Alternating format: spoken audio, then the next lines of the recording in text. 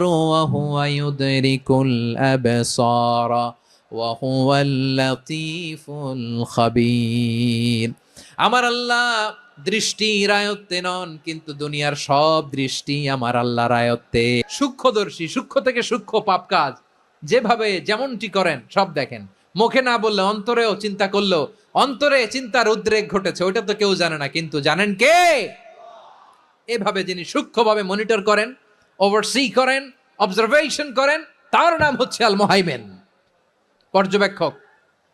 আসুন আমাদের রবকে চিনি। কার সামনে কপাল ঘষে সেজদা দেন তারে চিনে নেন।